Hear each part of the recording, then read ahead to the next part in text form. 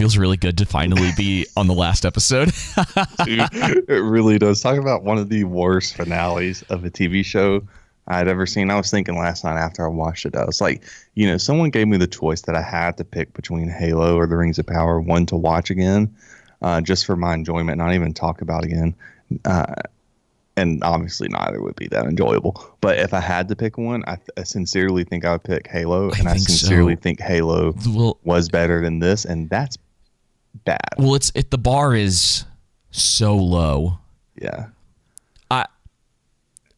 Really low. I mean, we talked about it last episode that the Rings of Power came in, because, everything being at the floor now. And they dug through the floor to create tunnels just like the orcs did.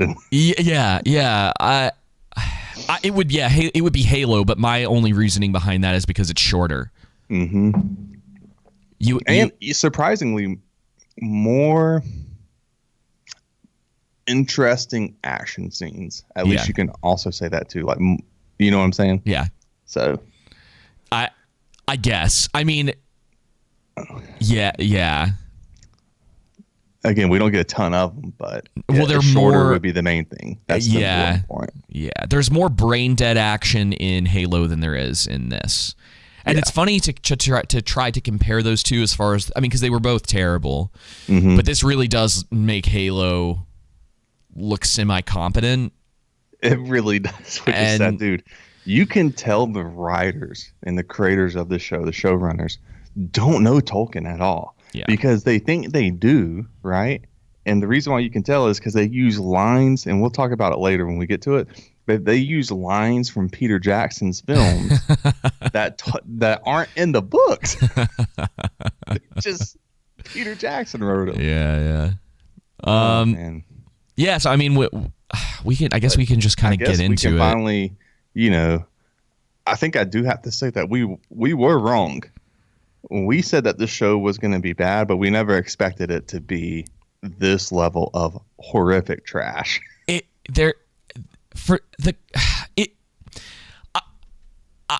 I'm lost for words to try. There's stuff in this where they just leave plot points hanging. It's not even like a satisfying, tune in for they cut and then just never get back to it. Man, and there's a hard cut in this. And I absolutely hated. And we're just done with the dwarves, I guess. Yeah. We don't need to see... Dwarves aren't any important. Well, I mean, we don't need to see Bronwyn and Arondir again. It would be, are they going to dig? Are they not going to dig? Yeah, that's true. But in your last episode, you think you'd at least want to potentially touch base with these characters. I mean, I get cutting characters out of the last episode because there's more important plot lines. I mean... Well, they woke Durin's Bane with a maple leaf. Yeah. And again, if you're talk about plot lines to idiots, you think that specific part they'd want to bring up at the very end of their last episode, not the episode before. So why wouldn't you save the dwarven plot line for this? Like, why couldn't they could have finished up the Harfoot stuff last week, because a lot of the Harfoot stuff they could have cut. You don't need 99% of it. They could have done the burning of all their carts and all of the rest of the Harfoot stuff in episode 7, gotten that out of the way. And again, we're talking about trying to like mend things together, not actually make it better. It's not as if any of that would have made the show better, but you'd think you would want one of your last scenes, if not your last scene, to be the Balrog. Yeah, awakening. That at least makes more sense to me. Yeah, it's still dumb, but it at the very least, that's kind of a big, like, kind of moment that you would want to end your season on, like, big danger coming or whatever. Yeah. So... No, I agree with you. It's clear that they used that in episode 8 as a cheap way to market the show. That's all it was. And then, sure. Funny, to put the Balrog in for the season. Yeah. And the funny thing about that is, who knows if they'll actually do anything with that next season? Are they actually? I mean, Durin's Bane, which is that's who the Balrog is. Right now, they may come and say it's a different Balrog, right? Yeah. which would be even stupider. Please do that. I hope they do that. Yeah. But this is a nice Balrog who will, become a sympathetic, female villain Balrog. It's Galadriel's next love interest for season. He's the Balrog secretly Celeborn. Oh, dude, everyone is Celeborn. That's gonna be, dude. The theories around that are hilarious.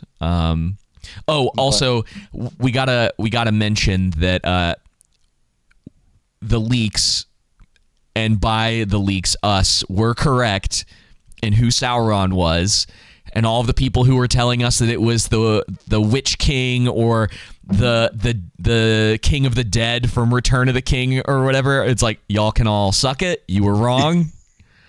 And we were right. Yep.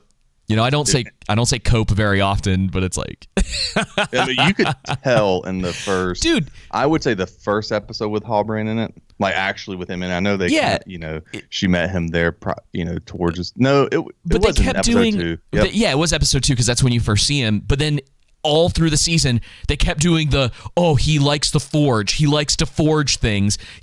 He works with forges. Yeah, and then there's that scene from the place up north where Sauron was, and it's basically a giant anvil, and it's like, y'all, they aren't being subtle about this. And it's why it would have, whether he turned out to be or not.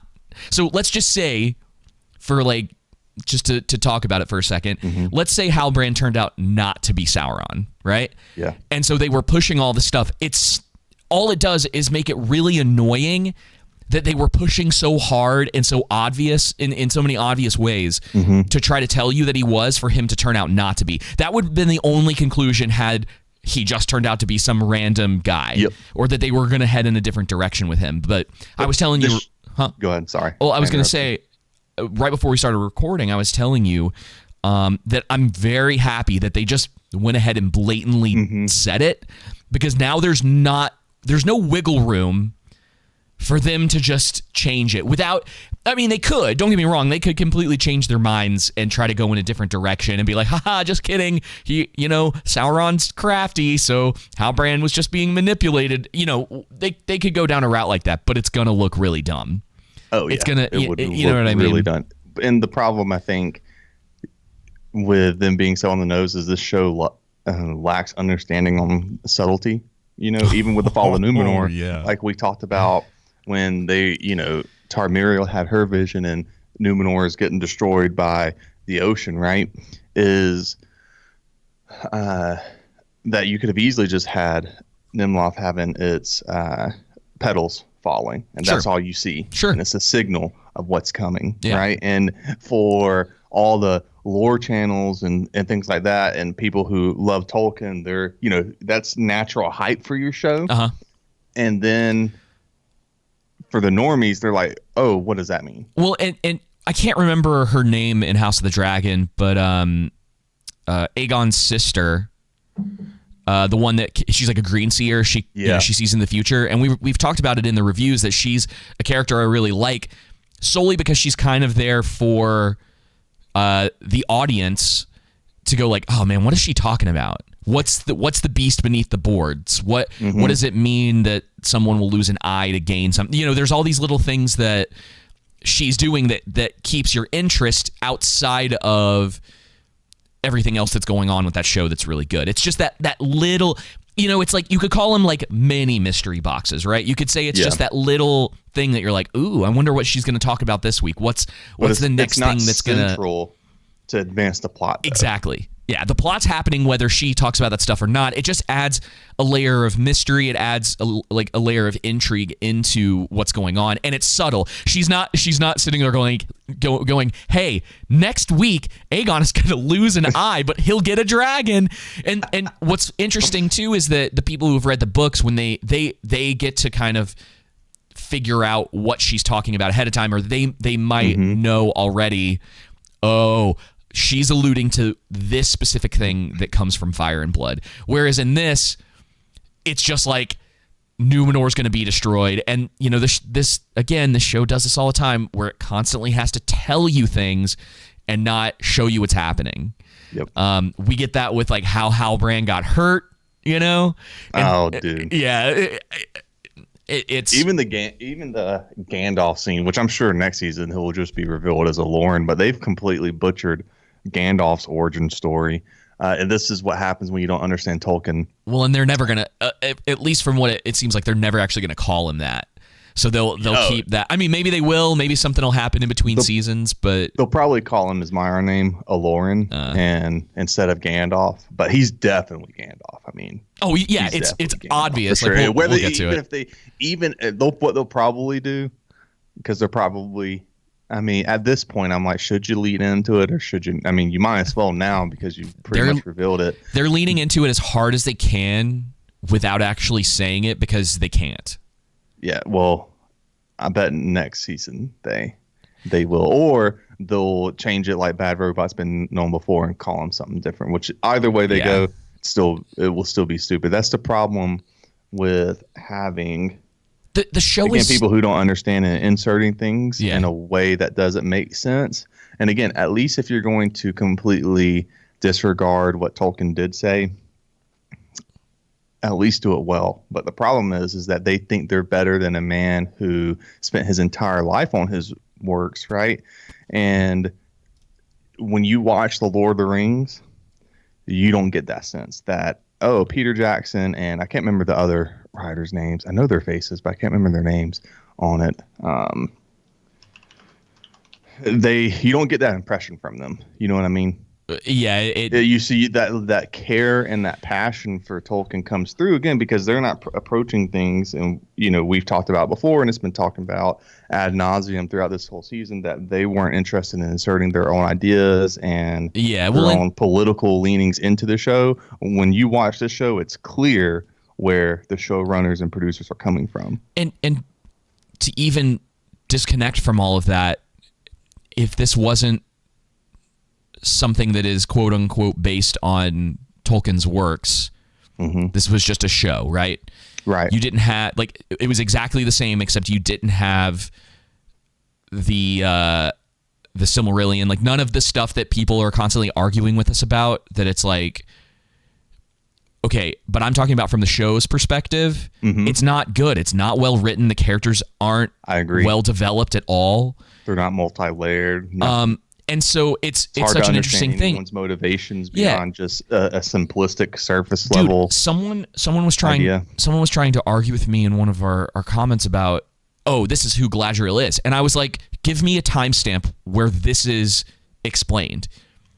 Like, don't just tell me that's what she is. Where are you getting that from? And then he's like, well, Tolkien's work, she's described this way, blah blah blah. And I'm like, yeah, but what about the people who aren't as knowledgeable? What about the random person who comes in?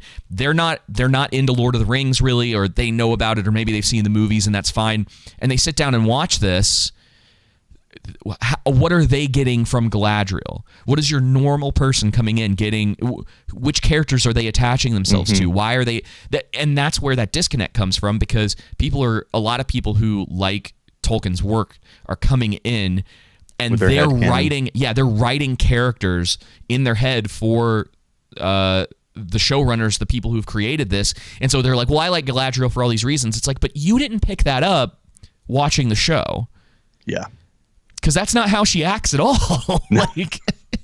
She's so stupid. Even in this episode, she's stupid. And we'll get to it. Dude, I think I said this at the beginning, or maybe before we started reviewing in one of our breakdowns of the trailers or whatnot, but with Halbrand being Sauron, it gets underneath my skin. It's so stupid because it's a lore break, Anatar, the order gives how Sauron comes, right? But get through that.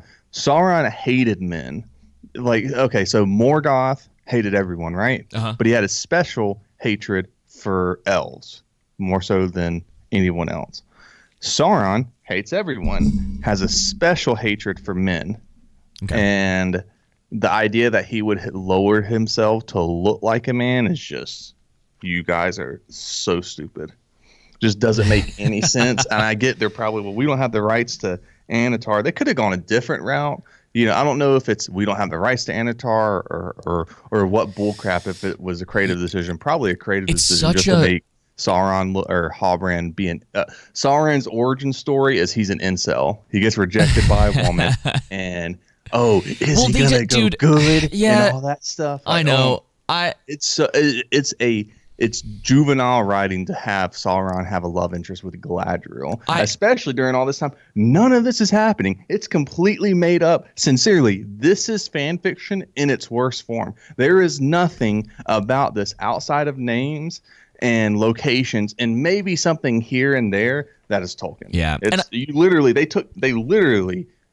took like the books and ripped them to shreds and took little lines out of them. 95% of this is their own thing.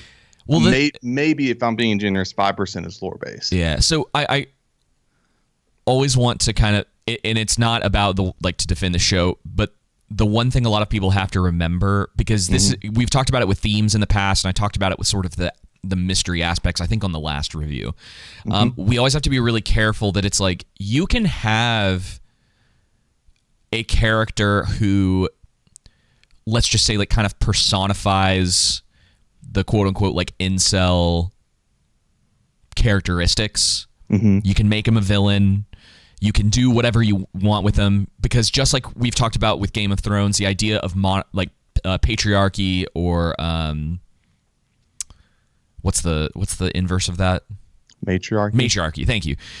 My brain. It's early.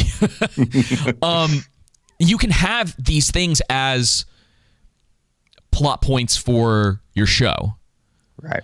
They're not in and of themselves bad, which is something that I want to keep kind of reminding people. It just so happens that the people who are writing this stuff, they're trying to write it for specific reasons. And yeah, it's dumb that, and they haven't set it up well at all, that Halbrand is rejected by Galadriel, and so he's just like, okay. It's very odd, because his entire character, like, I'd have to go back. I probably won't be doing this, but I'd have to go back and watch through the previous episodes to figure, to look at the detailed through line for Halbrand. But he was kind of fine just staying in Numenor. So why does he all of a sudden have this switch over to being like, well, I'm headed back to Mount Doom to be evil bad guy? It's like, it's just weird. But let's go ahead and jump into the episode, because we're gonna end up talking about all this stuff anyway. I'll say this to finish that thought. What I mean, you're right. There's nothing wrong with it. The problem is everything's so on the nose. Well, it's different in, if I'm writing a show, right, about how bad patriarchy is, and I just tell the audience with lines, patriarchy bad, man can't rule, man bad at ruling, right? Versus showing the subtleties of the downfall, or of the bad aspects of the patriarchy, and what that leads for other men, and how it affects them, and how it affects women, and so on and so forth, right? And it's not, that doesn't, I think you've said it before, but it's not something that's like central to a plot point. It's just more happening on the outside, in my opinion. Well, it's part of world building. Yeah. And if you're sitting down, you're writing a story like Game of Thrones, you have to decide the sort of political system that it's under. Right. Is it a monarchy? Is it run by a king or a queen? Are there knights? How are the knights involved? There's details that have to go. It's the stuff that we talk about all the time, that there's context to what we're watching. In the same way we were saying before, like, the elves are all dumb in this. Nothing makes sense about how they were guarding the Southlands and somehow managed to get okey-doked by Adar, even though they were tearing down the trees. And like we were saying, Numenorians in this episode. Yeah, they're trying to explain how the elves can smell, hear, and see really far, and somehow they just were unaware of what Adar was doing. The elves can see and hear really well, and yet Galadriel just bypasses everyone crying out for help. She doesn't. Yeah, exactly. All right, so let's go ahead and get into it. But we get to start off with what is clearly Gandalf at this point. Like, there's no question anymore. Yeah. Not yet. No, it's for us. There's no question, but the showrunners and the writers thinking they're great. Yeah. So he's just off doing his own thing. He's got his apple. There's this line from Nori. Again, you're not a peril. Yeah. We're not allowed as the audience to see the apple and see his reaction to it and make assumptions / have an understanding of what that means to him, we have to be reminded of the exact line that what Nori said to him. Yep. Yeah, there's no subtlety You're to not it. a bad dude. Yep. You're a good dude. So me smart, me write good lines. is there? Hey, David, why use lot words when few words do trick? That's actually the case in this point. I know. Like, stop over explaining things and let us figure it out. Dude, this edit right here is terrible. So when he drops the apple. He drops the apple. Yeah. He's like going, and then they turned it into him tripping. And then it cuts, right? Keep going. All of a sudden, it's way down there. That's a good one. We could just maybe the chick used her magic dude, over there. That's really far away. That's so far away. Look at where. So like he's way up here, right? And then he's climbing down. That apple teleported. They love doing that in this show, dude.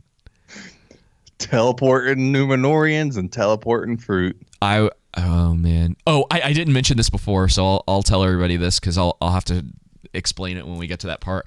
I dozed off twice watching this episode, and I had told you I had to go back and scan through the whole episode to try to figure out, like, okay, where did I miss? Like, where were the gaps in certain things happening? One of them I only dozed off for like a second. Then the last one was probably a good 5 minutes right before the end of the episode. Because, oh my God, dude, it just was so. I'm done. I mean, I've been done with this crap for a while. Yeah, it was one of those things where watching the episode, you go, all right, well, we got to do this. And I was like, I'm so tired. I'm just Do you think Jeff Bezos will clean house with this show and get new people? Bro, I don't know. That's going to be the interesting lead up after this, is seeing exactly what happens over the next couple of years, because we're expecting about a 2.5 year gap based on that Hollywood. I think it was the Hollywood Reporter article that was saying that. Yeah. Thank the Lord. There's a lot that could happen in between that, and they're expecting that if everything goes well. Yeah. But if this goes 3+ years without getting a second season, who's still going to be around? Yeah, right. Who's going to after this? And we're talking about normal people, right? Like the number of, well, you have to consider the number of people who were fans of Tolkien, who were giving the show a chance, the number of people turned off by the disrespect that it showed. And then you have to think about all of the normal people who were attempting to watch this that either became bored out of their minds or went, this isn't doing it for me. There's a number of reasons that people could get turned off from a show. And then you're putting a 3-year gap in between that. Yeah, people are going to lose interest fast. I would think so. I can't imagine that there's going to be that much hype for another season. All right, so we could go into a detailed conversation of how I'm talking about their magic systems, not Tolkien's magic system. Is it a little weird to you that he wasn't aware this wasn't Nori? Yeah. It is. I can't. I guess because he's stupid, so I guess. Yeah, not. so he is. But then they kind of contradict that. All of a sudden, after this experience, his entire personality changes, and I'm like, why? Just out of nowhere. What? The veil gets lifted, I guess, because of the because of the magic, the female Nazgul, the 3 nuns use on him, wizard nuns. And so I'm assuming that's probably the standpoint they're coming from, but it's stupid because just blatantly out of nowhere, because there's been magic already used. I guess not on him, though, but that he's used magic, yet now all of a sudden and he knows everything falls out and falls off, and he knows things and he can talk, and he doesn't sound like Simple Jack from freaking Tropical Thunder. Why also, let's just take it from like a relationship aspect. That's not the way Nori would act around him. Yeah. She would have like come up and talk to him, and that's how Nori does. So this shouldn't have fooled him at all. So well, on top of that, if just they doesn't believe work. he's Sauron, right? Because it ends up being revealed that this is one of the wizard nuns, and yeah, dun dun dun. the Eminem nun. And if they believe that's their master, why wouldn't they just go up to him and talk to him? Why they have to do all this trickery? Yeah. Master, I had to trick you so I could then reveal myself to you and talk to you again. It's just, man. Oh man, and then their design is just bad too, costume wise. You got cat ears over here, and she says Lord Sauron. So do they give? I know they talk about it a little bit later. Do they give their reasoning for why because they believe that this guy is Sauron, right? Because she says, "We've come to serve you, Lord Sauron." How do they know it's him? They're clearly we don't have a history for them, right? And so my assumption would be maybe they worked for him before, right? Clearly, since since they're Nazgul now. Why would they have expected him to come down from a comet? Yeah. Which was exactly. From the very beginning, it was one of those questions I had that's like, because a lot of people just watching the show thought that that Gandalf was indeed Sauron. And I never understood it because he's already in Middle-earth. We know he's in Middle-earth because even in their prologue, they set up that he's here and that he's just disappeared. Yeah. So he left and decided to return in a comet? Like, okay, but like, why would that have been the case? To happen, David. Yeah, that's why the script calls for it. And this is what I'm saying. Is like everyone just seems kind of dumb. Like there's not a lot of what the flowing logic through all of it. The best part is that so the three wizard nuns end up revealing themselves from being from Rune. Well, I guess we're not there yet, so yeah, I don't have to mention it, but this whole. Okay. I skipped through the intro. Yay, Rings of Power. And this shot kind of reminds me of Minas Tirith. Sure. It's nice. You know it's what I mean? Nice. That kind of sweeping, establishing shot. And I do enjoy it. And then the ride's supposed to be reminded of Arwen taking Frodo to Rivendell from his mortal wound. So there are a couple... And they're like people get so, not everybody, but there's people that get so upset when I have, like, you and I have like small compliments for some of the design. Like, it's mostly design wise and it's not a lot. I'll talk about one a little bit later. It's really towards, well, I guess it's about halfway through the episode. But yeah, this wasn't bad. I think this works. This is a competent, I don't think this whole thing is real. But it looks pretty good for what they're trying to do. I think it looks pretty good. You can see a little bit more of a budget in this shot. The problem with the show is that we keep bringing up, I keep bringing up, is they don't let characters and scenes and plots just breathe and develop naturally. Everything happens because it has to happen. And this episode 8, the finale, is literally just, what did I write down? Just let's throw in everything in the last episode, no setup for the plot elements, just like Galadriel and the elves. Yeah. So they're still building this tower.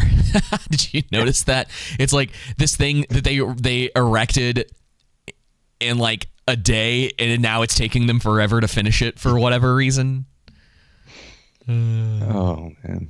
And you would have thought that those elves, I don't know if they mentioned it, but you would have thought Celebrimbor and Elrond would have known about Mount Doom erupting. You know what I'm saying? Mordor. Did they because smoke would fill the sky. Like, that's a huge eruption. Yeah, it's and the freaking rocks from it landed by the Harfoots, right? Wherever the heck they were at, I can't remember. No, but you don't understand. Like, their scouts are terrible. Like, the people. No, none of them. They're completely blind to so many things in this show. So it is kind of consistent that they just wouldn't know that. They're clearly not paying attention. And then Celebrimbor's an idiot too, even though he's a master craftsman. The answer is, hey bro, about the rings, did you know that you could combine more elements to it to get what you Well, we'll get there. Yeah, you're jumping ahead. And Galadriel gets here and okay. Why are they all just like cool with this? Like he's like a little confused. It's Galadriel. Why are you here? What's going on? Even what's the elf king? What's his name? Gil-galad. Even he like just kind of brushes this off. I think he may mention something to her, and then that's it. Like they're not like pissed at all that she went. That would be something major within this show, right? Like, hey, you defied the High King. Not only that, you didn't go into Valinor and rejected it. That should be a plot point that seems major, very that's insulting. Huge, that gets developed. Oh yeah, that gets some time and attention to it, but they're like, no, we got to keep going. Oh no, it's fine. Yeah. I'm just gonna be slightly aggravated at you. And here's this line: it says, "Enemy Lance 6 days ago." I guess she's lying now. Well, we didn't know that. I don't think they even said that in the previous episode. It was just this injury he randomly got.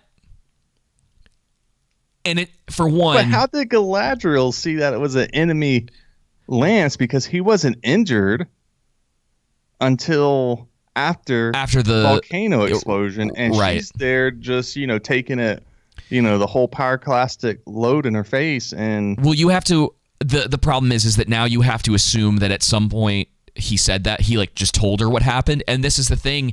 Gotta be careful because people don't like it when we talk about giving context to how things happen. But yeah, Halbrand gets no time in the previous episode, except I don't think because he doesn't show up till the end, right? We don't find out about what happened to him until we see him on the bed and he's got the injury. Yeah. Right. And it's like you guys couldn't have given him a 5-minute segment. It didn't even need to be 5 minutes, but given him just a little bit of time. So it's like, oh, he got injured and then someone found him. Yeah. No context. Because he's supposed to be a pretty competent fighter. It's Sauron. And everyone's like, this is where that weird criticism comes in. Sauron couldn't heal himself. Yeah, he couldn't, like, I guess he could be just deceiving them, but the wound seems to be legitimate. So it's like, he must have gotten hurt.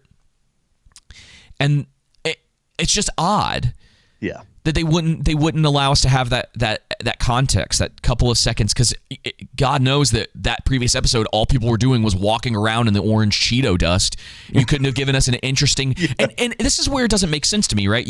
Everyone was praising, was it episode 6 that had all the action in it? Yes. So why would you not want more action in the show if that's clearly what you're into? Yeah. We talked about it with the elves getting like captured before, where we don't get to see any of that. We get no fight scene or any sort of like small scale battle with that. We don't get any of that with Halbrand. They're just like, all this stuff is happening off screen instead of actually giving us the context for why that happened, so that at least there's some sort of like thing happening besides everyone walking around talking to each other in Cheeto dust. It would have been nice. It would have been nice. And I enjoy how fast they wrap up Halbrand being near death from his mortal. It's over. Yeah. Then we got to move on from that plot point. Yeah. We got ground to cover in this episode to get to where we need to go. Just elven medicine. So yeah, he's injured.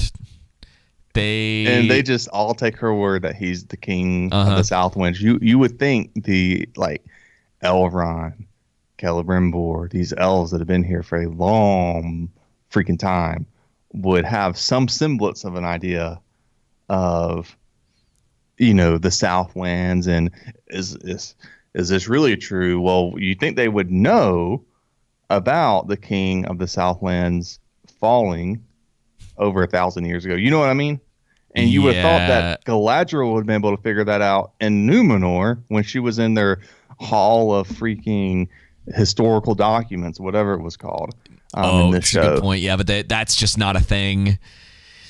Now, brother, and then they just take, the Southlanders just be the unvetted king of the Southlands. Yeah, you kind of just have to assume. Muriel's an idiot too. Yeah, you kind of just have to assume that at least in some cases, Halbrand is using some sort and again, this is kind of headcanon stuff to a degree. Mm-hmm. You kind of have to assume that he is somehow manipulating them without them realizing it, like his presence in and of itself. This is me kind of headcanoning some of this, because remember we were talking about the dagger back in like episode 3, and that was that's the only explanation that I can come up with, is that because he's Sauron, because he has certain abilities and he can trick people, that he has this sort of like crafty nature to him that people aren't easily able to see who he is.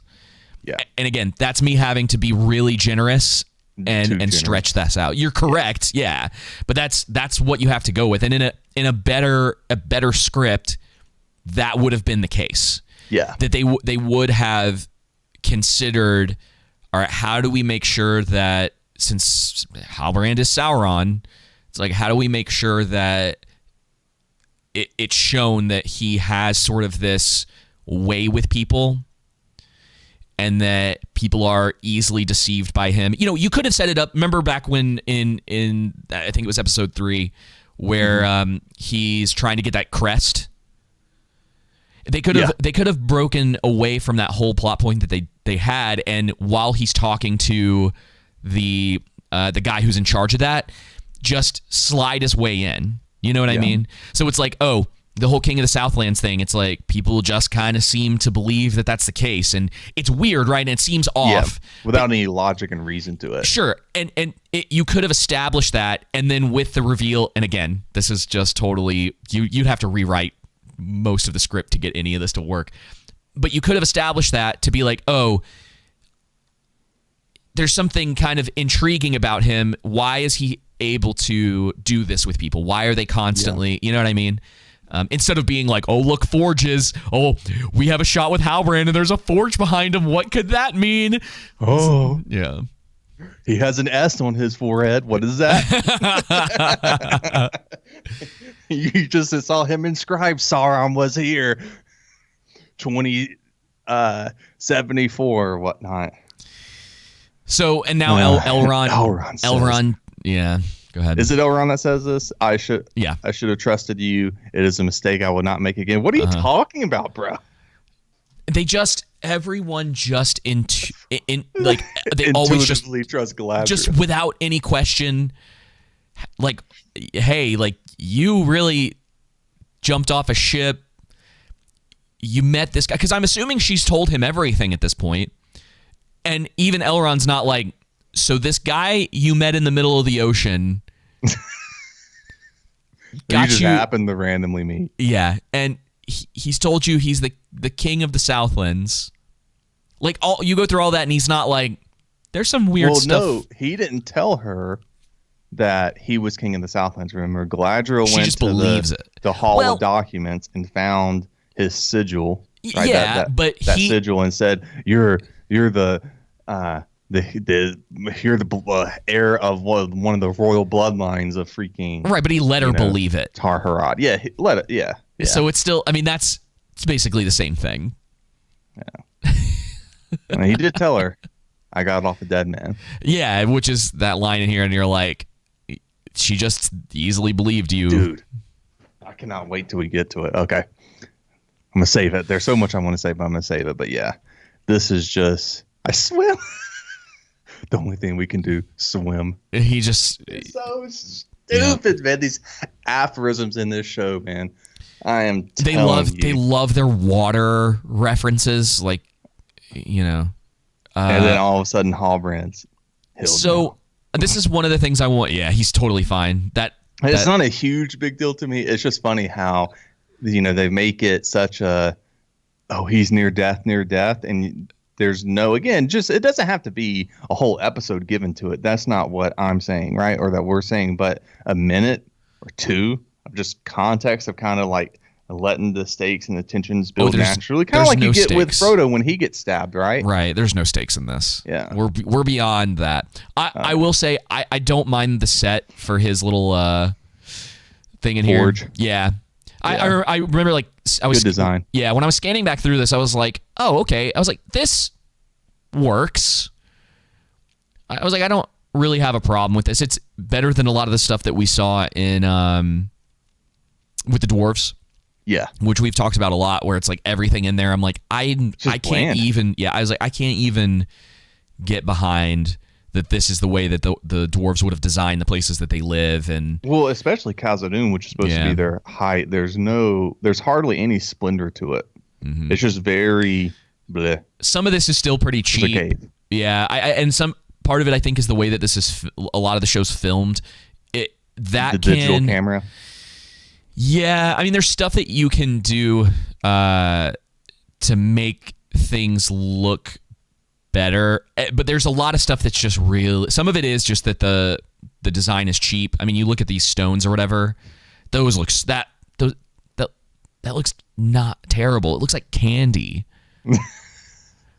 That's what they did. They got it out of the Walmart. Yeah, 25-cent machines. Feanor's Jewelcraft managed to capture the essence of Valinor. Celebrimbor says, I had hoped to do the same. This is a peculiar or mithril. Oh, man, this just completely... This isn't how it happens. Jeez, man, they think they can do better than Tolkien, but without getting into... listen. Oh, this is the When part we you were talking review... about. I don't want to necessarily. I want to talk about it from time to time. I just don't want to beat a dead horse and belabor it. And our season recap, I will, as far as the major ones. But clearly, as has been the case from episode 1, they just butcher how everything Tolkien wrote, including the 3 Elven Rings and Sauron, and how that whole story goes. And Celebrimbor, by the way, I hate his casting. The actor's not bad, but I hate his casting. Yeah. Like whoever the casting director was for this did a bad job in a lot of areas. But So yeah, Sauron basically tells him that he can combine metals, which is pretty dumb. You think like a master craftsman would have figured. would know. Yeah, and he doesn't need Sauron someone says, else to tell "Hey, him. You could combine other metals to this. And the master craftsman's like, I never thought of that. So, and here's the thing. In theory, the idea of having Sauron come in and giving some information to Celebrimbor that he's missing and talking about his expertise and like really setting up that relationship, in theory, fine with that. Could work, just not with a man. If he would have appeared as he is, as Anatar, the Lord of Gifts, given him something that would have helped with that, like, I'm from this area, this is something that we use, and he's like, oh, it's just that because Anatar does teach Celebrimbor certain aspects, right, of craftsmanship, and helps him and things like that. And there's ways that they could have done it, and I'm not even getting into like the whole Anatar thing. Even if they decided to just go with the Halbrand thing, having there's a way they could have done it. Having something beyond, these materials. You need, hey, master craftsman, or someone who considers himself a master craftsman. You didn't think about combining a material that would have helped in this situation or whatever. It's like, yeah, of course you would have thought of something like that. That's not, and because you could have even said like, they're having a conversation and Halbrand says, well, what about combining materials? And he's like, well, of course I thought of that.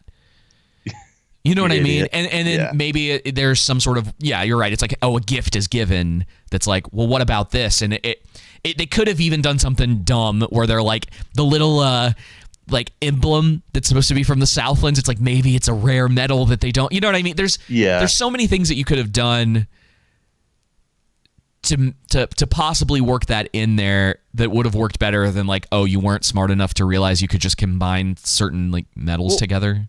Even this I like later on. We'll get to it, but it could have been a good. Oh, and they could have incorporated this what I'm about to say in a different way to where Halbrand tells Celebrimbor later on, like, that's what it is. We need to use less force, not more force, right? To get them to come together. He also says right here, he says a gift. I know. Yeah, just as a little, it's a gift. Yeah, I don't hate it. I mean, I get it. I won't criticize the writers on that. But now we cut back to Numenor, and it's so pointless. This is one of the most pointless this is parts just of the whole this show. whole scene of this episode just in to particular. give Aaron, if I'm even Aaron, if I'm pronouncing her name Isildur's correctly. fake sister. Yeah, Isildur's fake sister, to give her reason to why she's at Tar Planeteer's deathbed later on in the episode. That's all that's for. So yeah, they're talking about how these apprentices are going to be given the opportunity to make Draw?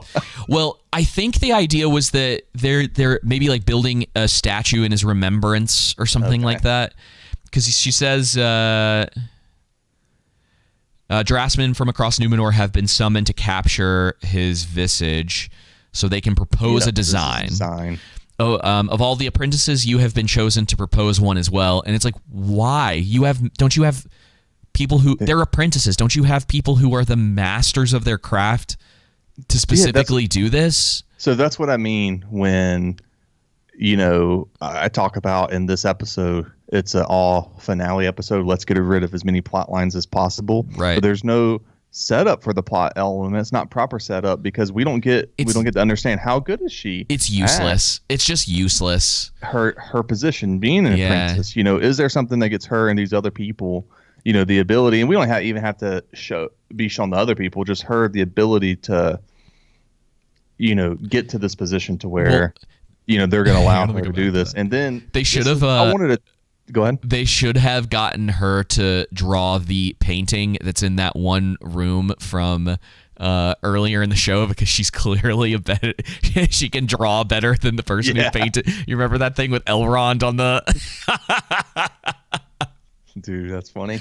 But I'm glad we're here to this scene, because in the last episode of House of the Dragon, right, we got the dude, it's King, 1-for-1. Sorry, go ahead. King Viserys on his deathbed, right? Yeah. And here we have Tar Planeteer on his deathbed, and just the emotional tone to it, the maturity to the scenes in House of the Dragon versus this, drastically different. You know what I'm saying? Well, yeah, because there was an actual reason for everything happening with Viserys not realizing who he was talking to. Mm-hmm. They've been setting it up over time. This was just, he's sick. He thinks it's Mariel, and then does he like? We got to spend time with Viserys. And see him over episodes get worse and worse and worse and worse. Right? Yeah. The proper setup is good. Then out of nowhere, with this, we understand that in the beginning, Tar Planeteer, he's really sick. Yeah, right? He's like bedridden, and all of a sudden he gets up specifically to let her in. Sorry, to get his keys in. No, not to let her in. He just opened a door, didn't he? Well, he did. A random door.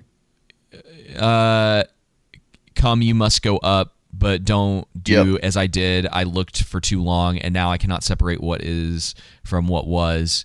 And this hard cut after this scene, I hate it. But yeah, this is what we were talking about earlier. So yeah, he opens it for her, because he thinks it's Muriel, because he's completely lost and he doesn't know that she already knows about that.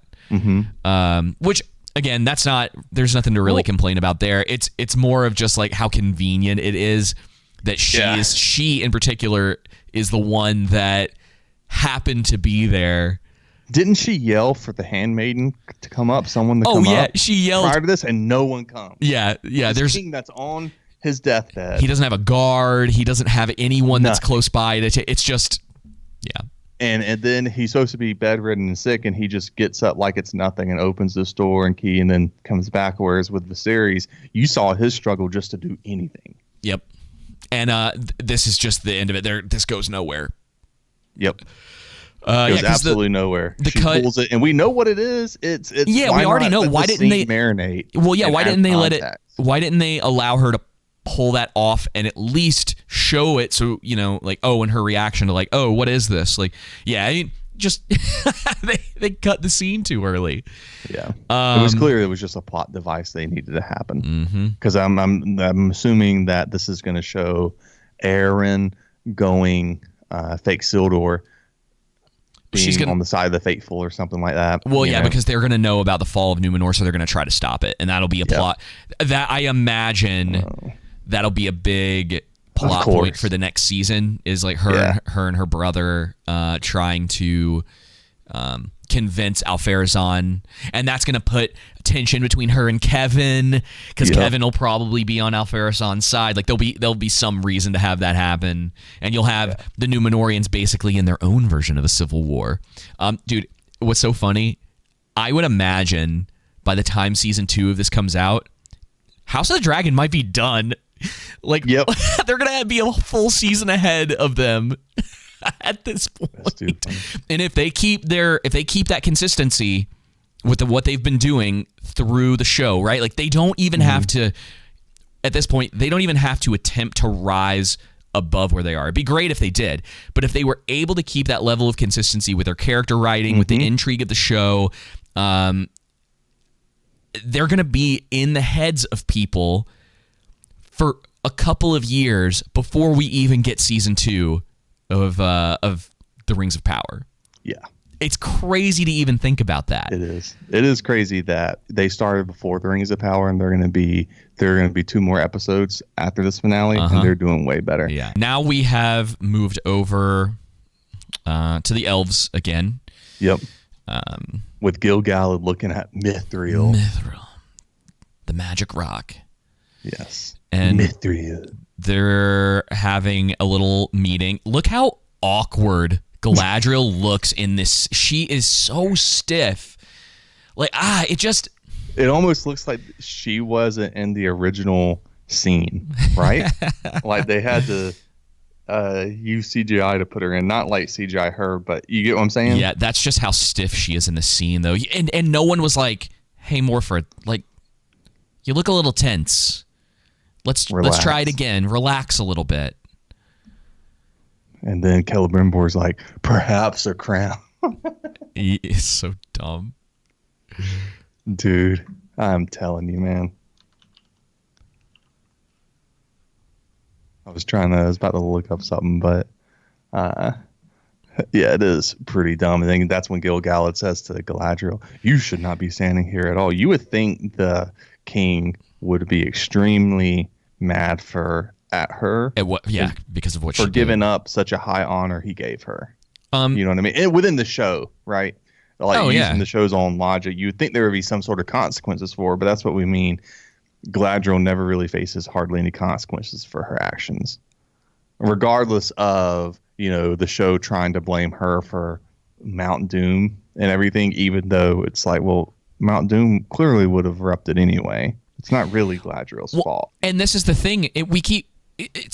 All these people were telling us that Galadriel by the end of the season was going to be the one that we know and love from the books and the movies.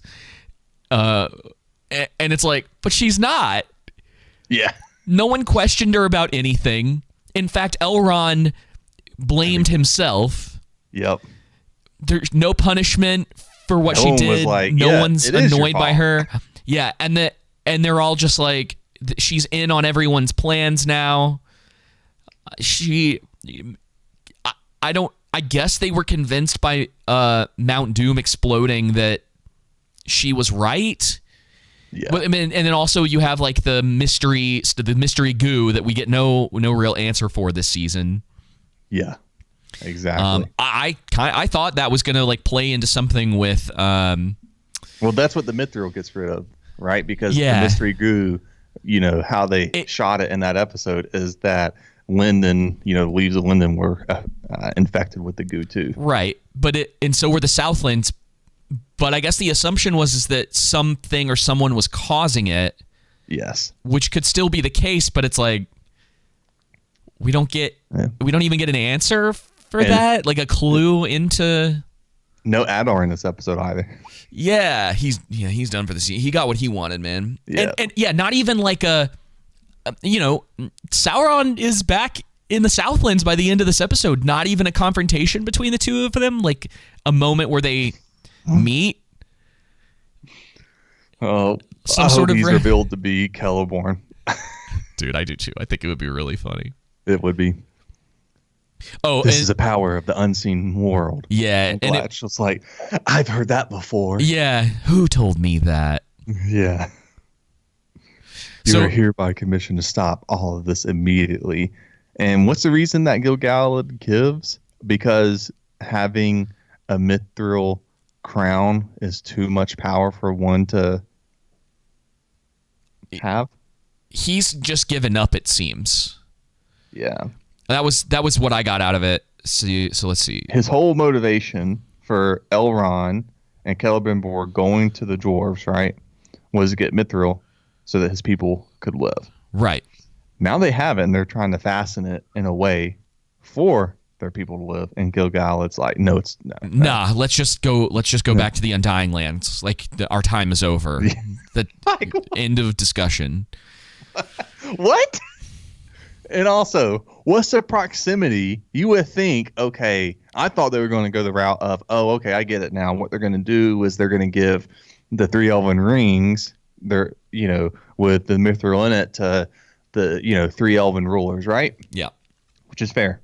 And then because of its proximity, because of the other elves' proximity to the elven rulers, that's how they're able to sustain their life and not fade. But then that still messes up in the begin, later on down the line in the Third Age, right? It messes up a lot. But the problem with that is that we only saw that, hey, you have to, in the last episode, you have to be extremely close to mithril in order for it to get the black ooze from you. Yeah. Out of you. Yeah. And it's not like they're infected with the black ooze. Yeah, exactly. You're right. And if this it's just works. Like, how does this work? What happens? It creates so many different problems down the line and in the time in their own world too. Yeah, because if this works and they don't have to go to the Undying Lands if they have the rings, then they never actually had to leave at all. Yep. It just doesn't make. They don't know what they're doing. One of the rings could, you remember, because there's that whole. Now I can't remember if. I think it is something similar in the books, right? Where with the whole Elrond wanting Arwen to go with him, and she doesn't want to go. Yeah, but her life isn't tied to. That was a whole made-up plot point by Peter Jackson, the little star of that Arwen has. Right. Well, but she would need to leave the Undying Land, or need to go to the Undying Lands anyway, right? Arwen? Yeah. Not if because Elrond ends up getting one of the rings. So in the Third Age, no, because now he has the mithril, and her, she'll be fine, according to this show. Yeah, but he was going to leave. Yeah, he was going to leave. Yep. So if he was going to leave, he could have just given it to her. If this specific point, forget her little star thing or whatever. That's not even what I'm talking about. He could have just given her the ring and been like, hey, here's the ring. It will keep you alive. Yeah, I'm going to the Undying Lands or whatever. Holla, daughter. It's unfortunately, Aragorn will still die one day, but you'll survive. Yeah. So if you ever decide after that you want to come with us, yeah, it completely gets rid of the idea that the elves eventually have to leave Middle Earth, that they can no longer be a part of that. Yeah, it seems like a problem to me. Was there anything else in here? I know that, okay, so we get to this point where she's reminded of what Adar said. I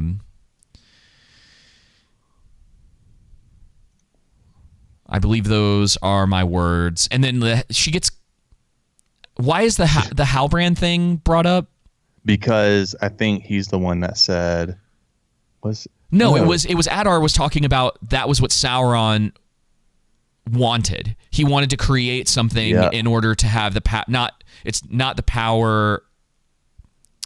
And she just assumed, Adar was the one. He wanted power over the unseen world, and then not just I guess power over flesh. Was Halbrand with you? She's starting to question it out of why? Yeah, why does that specifically matter? Because she hasn't suspected him of anything up to this point. Yeah, she just And now all of a it's just sudden out of nowhere. Was that Hallbrand? That's because she has this conversation in a few minutes with a random elf who's like part of their archives. yeah. And apparently the elves aren't really keeping up with human activities, which seems odd to me.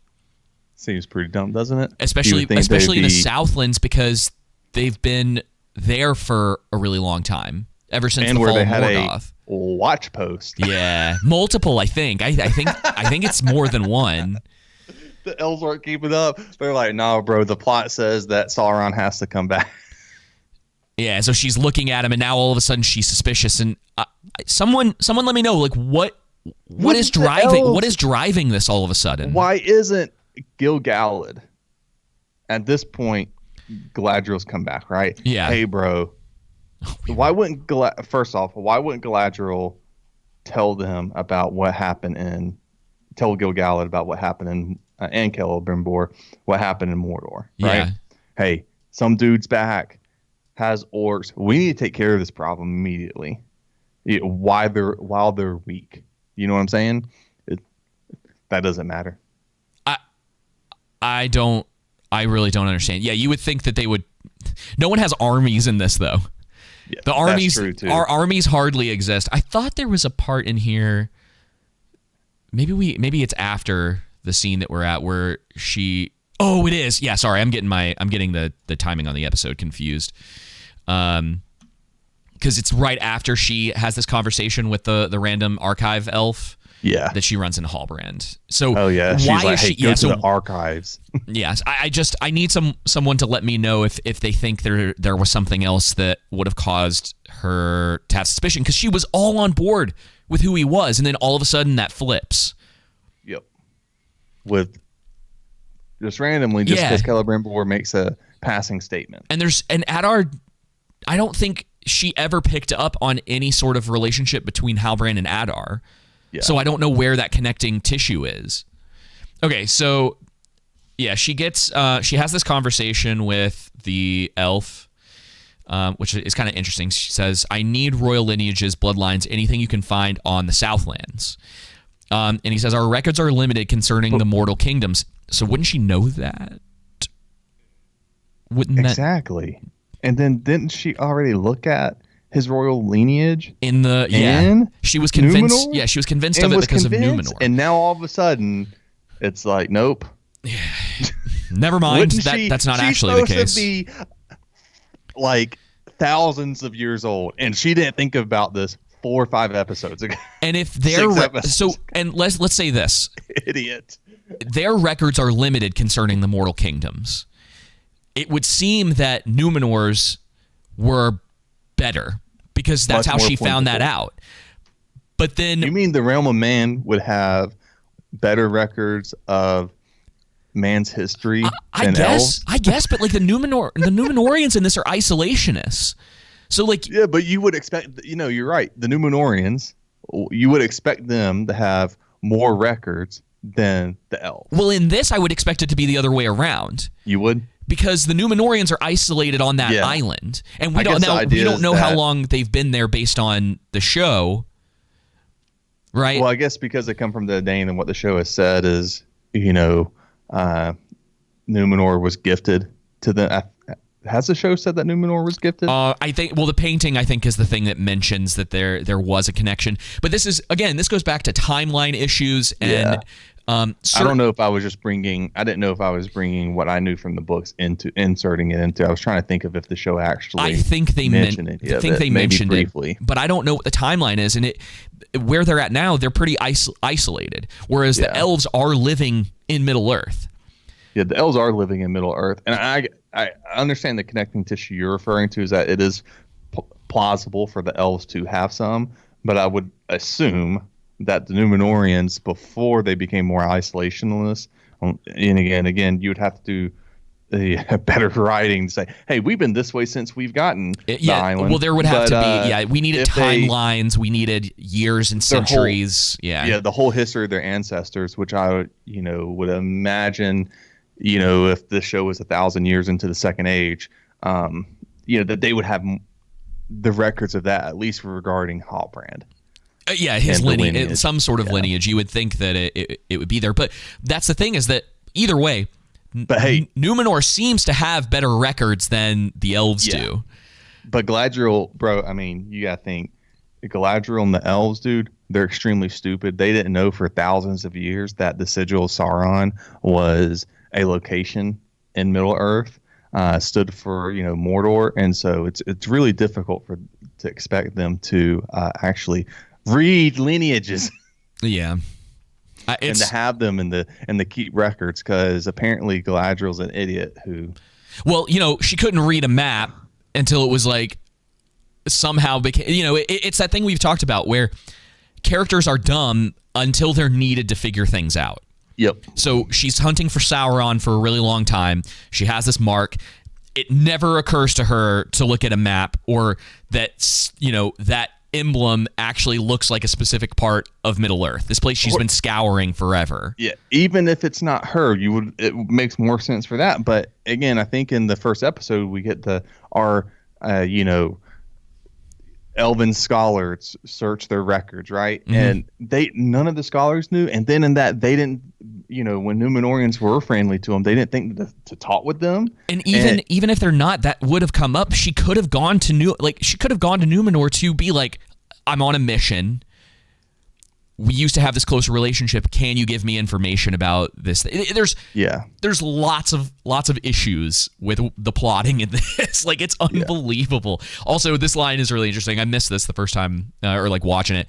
She said 3 weeks for labor that could take 3 centuries. It's like, this show loves to do this thing where it's like, remember with how far away the tower was? It's like the tower is either like an hour away or 24 hours away. Like, those are very big leaps. Yes. Very, very big leaps. Now we find out that it doesn't even take them what seems to be 3 weeks. It's like all of a sudden they're able to just make the rings. 3 hours. Yeah.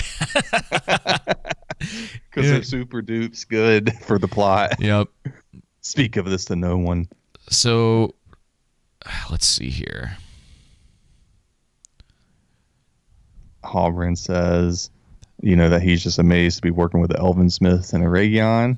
I can't figure out why she's all of a sudden suspicious of him. Suspicious of him. She was so on board with him through the whole show. And then she just has this turn. She's the one that convinced Tarmiriel he was the king of the Southlands. Yeah. And now she just randomly doubts it. But you believed in me, and you pushed me to the heights I could never gotten. I'll never forget that, and I'll see to it that no one else does either. Sauron loves Galaddy. All right, so now we're back. Sardriel. That's their celebrity name. Now, do you want to talk about Rune? Now that we're back over in the. This is the perfect spot for the show within the actual canon, what Tolkien wrote, to have diversity, right? Especially, right. Okay. Some Asian people in the show and everything in a way that's consistent with Tolkien. And nope, not at all. And so, so they're from the land from Rune in the east, and it is true. Again, none of the wizards. Again, they're supposed to be wizards, apparently, if I remember correctly. I think. I could be wrong on that. The women? Yeah, no, I think they're just priests, right, or something. Anyway, they're magical somehow, and they have to be either wizards, magical or somehow, Maiar, right? It has to be one or the other. Okay. I can't remember exactly what the show shows, but in Rune, they don't show anything. They don't show anything. Yeah, or says, I should say, but Rune. That's where the Easterlings are from, and that is where Sauron, makes a big impact in and gets armies and everything. And pretty much, he doesn't have as big of a takeover there because of the blue wizards going there and kind of stifling his efforts in the Third Age. But yeah, so they're saying they could have done something interesting. This is what I was saying. They could have done an entire show on the Far East instead, where there's less written about. but instead decided to do this. So they want to take him to Rune so that he can learn to control his powers. Yeah. But she's the only one. And remember who he is. This is the only character that can use magic of the three of them, right? Because the other two, I'm pretty sure, just pull out daggers. Yeah, that's right. And odd, then isn't it? they're from there, but they're Nazgul. Yeah, the show doesn't properly explain. That's lore breaking too.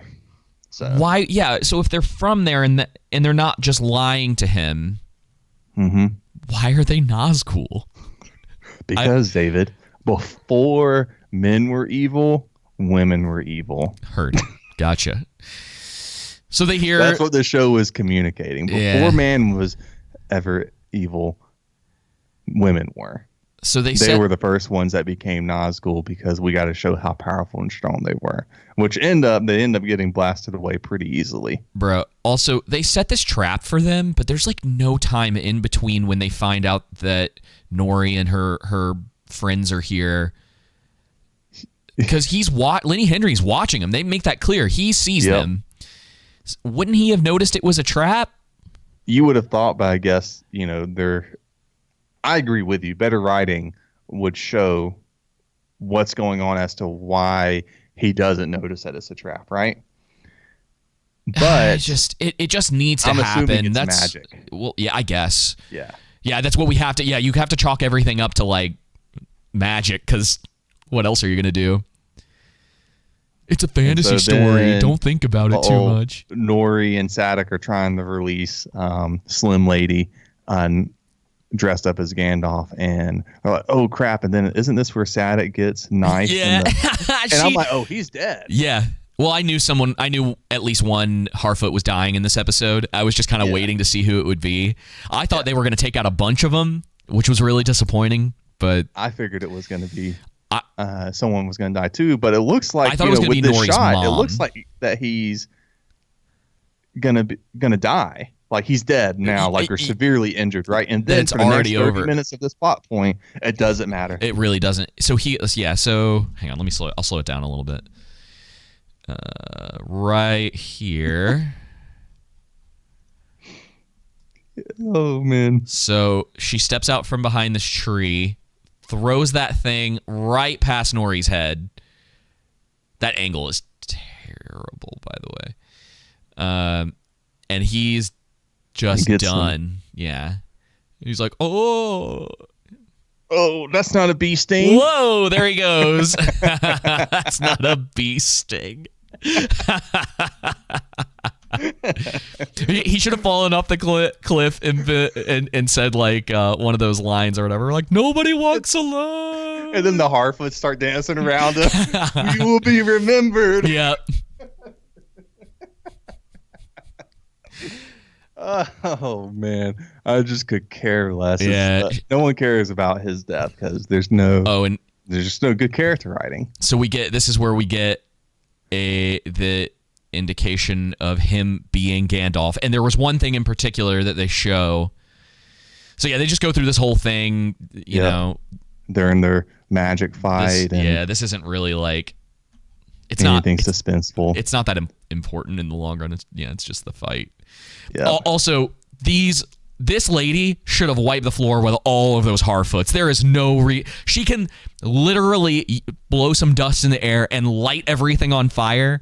And then I was thinking about it too. So you would say that she is evil, correct? Correct. Didn't we establish that evil fire doesn't hurt people?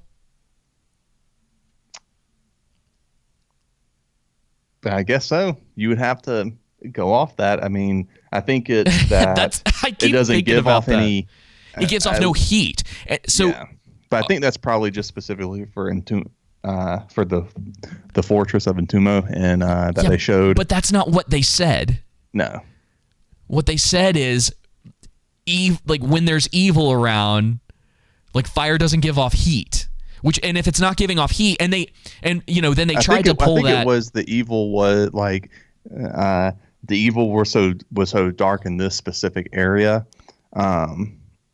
But they bring it up. That Don't forget they bring it up cool. again with when the comet comes down because Yep. Nori touches the stone that should have been really hot. This is bad logic. It is bad logic. It is. Did they mention why? They just said, "Oh, it's not hot," so I guess it's just magic fire or something. Well, that's the thing is like, That's odd. does fire have when it comes to this to magic? Is fire just not a big deal? And is there different types of fire in this show? Yeah, and so that's the thing is that she uses the fire to burn up all of the carts in the previous episode. So the fire works there, but it doesn't hurt anyone when they're up north, right? Right. And then it doesn't hurt. Not really, other than those few Southlanders from the volcano. Yeah, and the volcano didn't really seem to be the thing that killed most of them. It was just like debris or whatever Yeah. And then you have the wizard who is definitely Gandalf. He comes down and Nori touches one of the stones that should have been really hot, and this fireball that literally drops out of the sky, not a big deal. Yeah. So for me, fire seems to be a bit of a problem, and there seems to be some logical fallacies in the way that they have created Utilized all it. of that. Yeah, and you could have avoided it by just not ever saying that in evil places fire isn't hot, and then also having Nori touch the rock and be like, and we're good. Yeah. Could have avoided all of that just by leaving those two things out. So Having some that's all I'm tensions saying. and some stakes with things. That's all I'm saying. So But she yeah, should so have been she able to blows some murder fire. all of them. Yeah. I thought she was dead easily. right. I thought she was dead right here. You saw this like look on her face or whatever. Where is it? But the plot Right. calls for her to live, David. Yeah, and I guess they'll bring the Harfoots back in the next season. Maybe they won't. I hope not. Just Who knows what they're let gonna them do. be. There it is. She's like, oh no. I thought she was gone right there. I mean, I look did at this. too. She's annihilating this entire area. They should And not have survived that. In between all this, right, Nori somehow was able to grab old Slim Lady's staff and give it to Gandalf. Yeah. She, so of course he doesn't have agency. It has to be Nori that convinces him to do this or good whatever. thing. And so then this is where we get the reveal. It's just he goes from being simple Jack, and we go from that Gandalf is Sauron to I'm good. Yeah. Superb masterclass of writing. So here it is. This was the thing. Yep. This is the moment that I was like, you know why? Because Gandalf used moths in Lord of the Rings. Oh man, dude, it's just too good. And of course, they have to have them appear to be Nazgul. Like again, even if the showrunners come out and say they're not Nazgul, or they say in the next season that those weren't Nazgul, they were something else, they're clearly showing you that's what they were going for. And they get obliterated into moths. Yeah. Okay. Oh man. So and that's pretty much it for this. I mean, and then you have this. And Sadok says, "No, I have to die." And then he looks at Gandalf, and Gandalf looks at him, and even though Gandalf has utilized all this magic to kill trees, to kill the, mighty morphin nun wizards and all that stuff, he can't heal Sadok because he can't. They look at each other and they know the plot doesn't call for me to heal you. Yeah, he's like, "Sorry, man." But I just conveniently forgot how to heal people. We'll, laugh at your death. And dude, at the next council meeting. It's completely pathetic too, because he's like, I just want to sit here and stare at the sun, and we don't really see him die. And then they're just like, man, and then in a later scene, they're just like, man, I really wish Sadok was here right now. He was so much better. And they put his wife in charge, the woman that wanted to murder Nori's family. No, I don't think that was his wife, because he says when he dies, at least in that scene, he says that I'll get to go see my missus. So I guess they were just really good friends. They were just really good friends, huh? Yeah. Yeah. Friends with B benefits. So another scene, the Numenorians are headed back. Oh man, I hate it. You know what they're doing with this, right? Dude. Did you pick up on it? He said, hang on. Yeah, go ahead. When he is helping her out and she says, I'll have your ship, I rolled my eyes. I was like, yeah. Come on, guys. Like, you can have a woman be nice. That's okay. Yeah, but you know, But what were you trying to say though? What they're going for? you didn't pick up on it. What that because? Oh yeah. Their relationship, and I think what they're going for is they're going to establish a relationship between Tarmuriel and Elendil, and then from that, that her blindness is going to be the impetus for Ar-Pharazôn trying to take over. Because I think within the show they're cousins. I want to say, if I remember correctly, and so that's how I think that's going to be all those things are what they're setting up. So this is the first part of the show that I dozed off for a second. Mm-hmm. I thought they kissed. I had to go back and when I went back, I was like, oh, okay, no, I totally was wrong about that. I got the feeling they were trying to set them up for a relationship, like a smoochy relationship, not just. And he says, "You can't see," and he grabs her chin and just lays one on her. Uh-huh. No one will ever believe you. They turn him into a bad guy. Oh man, yeah. I think that's what they're setting up. Her blindness is going to cause, and her obviously being an idiot and sending this entire army to go save 20 people, this random village. It's this body language. Most of them language getting killed. It's this body language too, like how they're getting closer and closer as the scene is going on. That's kind of where I love interest. Yep. She doesn't, Al-Pharazôn was always just the. It was like a political thing. Yeah, and it's funny how no one really goes to see what's going on with Isildur and everything. I know they showed in the last episode at the end that they were selling away, but his father just never goes to check, and himself. Yeah, you would think as a father, that's what you would go. You would think he would have stayed behind because he didn't believe that he was dead. Yeah, and if Tara Muriel is so fine with him taking a leave of absence, which is what she mentions, right? Because of Isildur, you would think she would have been fine with him staying to look for him. And then also, we have like 3 to 4 ships or whatnot at any given point in Numenor. Then all of a sudden, that's what I was saying. They had more. It's why it didn't make sense to me when they were like, well, we're going to send, the original number was 5, right? And then 2 of them get blown up. And then they're like, oh, well, I guess we can only send 3. And it's like, well, wait, you have to have more. Like they are making it out like they're a nautical society. Ships are very important to them. And you're telling me you've only got 3 ships and that you can't spare 2 more for the extra 200 people, I think, that they were going to send with them. All of a sudden, there's 17 ships in this shot. Yeah. Oh, you remember that one shot earlier on, too, when Galadriel and Halbrand first show up in Numenor? There's ships everywhere in that scene. Except for when the plot calls for something else. Exactly. And so then Tar Planeteer is dead, but no one gives a crap. Well, this was the thing is that, so they see this, right? Mm-hmm. And as a normal viewer, I was like, why are they all of a sudden like upset? Yeah. And it came to, I was like, oh, okay, well, I'm sure the king is dead. But it was kind of a jarring moment where all of a sudden the tone shifts. Mm-hmm. And it's just these ships and they're back. And I was like, okay. Yeah, exactly. Like, and I didn't pick up on that the flags specifically meant something. You would have thought that maybe there would have been some sort of other indicator that he was gone. Hate it. I just think the problem is that, again, look at House of the Dragon. We get to spend time with Viserys and we get to see his decomposition. Yeah. Right. The severity of his illness take a toll on him, throughout each episode and over each episode. And so there's a good through line regarding that. And so it's not really at the end of this past episode when he dies, it doesn't catch you by surprise because you're like, man, he's been having a hard time. Whereas here, everything's just jarring because we don't really care about Tar Planeteer's death because we don't really know anything about him.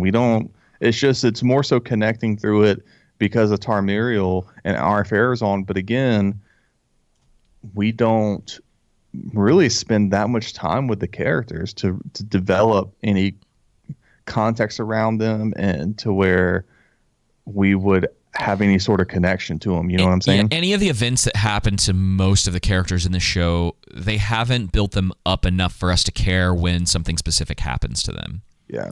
It's like, oh, the king's dead. That sucks. Okay. I mean, it's not. It's not this emotional moment that they're wanting it to be. And I was trying to think of, is there anyone that even gets like close? The closest one is, and it's poorly done because we know what happens with the seal door, but Elendil being upset about what happened to him is probably the closest thing because they have that relationship. They've talked a lot. We've had plenty of interactions with the two of them butting heads, but he still cares about his son. That's all there. It's just that them trying to use a seal door as a plot point of like, oh, is he dead? And it's like, no, we know he's not dead. It's like that takes you out of some of the emotional impact of that as an audience member. So it's there's some problems for sure. With the way that they set up the character relationships. The emotional tonality of this episode is just off, and every episode. It's kind of like we go from the problem even with the last episode is. Or episode 6 was we go from these gruesome scenes to immediately into the Harfoots. You know what I mean? So it's just all over the place. They can't decide what they want to be in. The tone is bad. It's actually funny because that reminds me of there's this joke that people make all the time about anime where you'll have this episode where it'll be this crazy emotional episode. One of the main characters will die. Everyone's upset. You're like heart-wrenched. And then the outro song is like, do, do, do, do, do, do, do, do. And you're just like, bruh. Dude, the outro song at the end of this episode, I did not like Oh my God, I forgot about that. Yeah, it's 222. This whole entire show seems very much made in 2022. You know what I mean? Yep. They're not doing a timepiece. They're just making a modern 2022 show, and it sucks. So we get them continuing to make the rings. Yes. I don't know. Is there anything in particular in here you wanted to talk about? I mean, we kind of mentioned it before. I mean, it's just pushing too hard. Maybe we need to maybe do the opposite. Less force. Yeah, I'm fine with it. Yep. I'm fine with that. I think it's interesting that they, it's like they are trying to set up Halbrand as the one who is kind of coaxing them along to create the rings, right? Yep. But it doesn't work. It doesn't work for me. Is that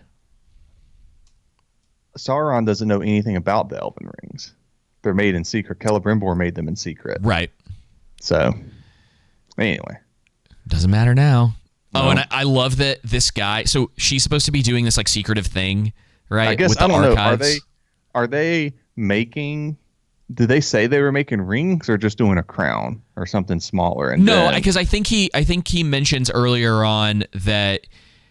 Because he talks about the crown because it needs to be circular for like power reasons or whatever, and then I think he ends up deciding on something smaller. Yeah.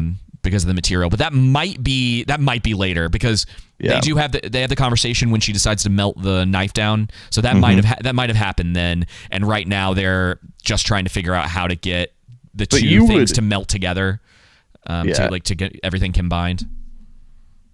Right. So anyway, I think, And here's this part right here. So she told this guy not to let anybody know what they were up to.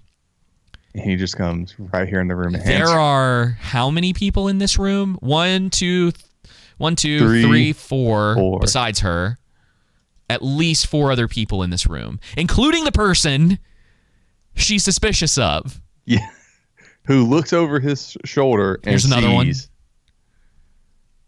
what, that she's been given something. Doesn't know what it is. That's Halbrand. There are 5 other people in this room besides her when this guy comes in. He sees it. We know Elrond gets suspicious later. And then she just happens to read the scroll and is like, I now know who you are. And it's just like he immediately knows that she found something out. It's so convenient, dude. Yeah. So she just happens to be up to something. Yep. No, you need to tell me who you really are. There is no king in the Southlands. I love this. Like, this contradicts what she found out earlier. So how did the Numenorians get that? Oh, shoot, I almost knocked my coffee over. How did the Numenorians get that wrong? Yeah. Maybe Galadriel just can't read, and she's the one that got it wrong. Oh, dude. Everything's just so trite, and it's just there so the plot can advance to what they need it to advance, rather than it actually making any sort of sense, regardless of Tolkien, just within the own show. They needed to get to the reveal of Halbrand being Sauron, so it doesn't even matter how they did it. Crest died 1,000 years ago. Yeah. You would have thought she could have figured that out in Numenor. He had no heirs. And then he says, I told you I found it on a dead man. And again, we talked about context. Mm-hmm. Again, I think we've talked about this before in previous episodes. How did Halbrand end up in the middle of the ocean? Why was he there? Was it specifically, magic. Was it specifically to run into Galadriel? Because that's not exactly... Yeah, we have no setup for him and why he's there, how he got there, I guess how he got there, he was escaping the Southlands, right? But we don't, and why, I guess, that comes, why he's there is because he was escaping the Southlands because he was running from his past. But where was he going? Why was he in the Sundering Seas? He could have gone, and literally, like, you know how far that is? It's like, wasn't he up north I'm trying too? to escape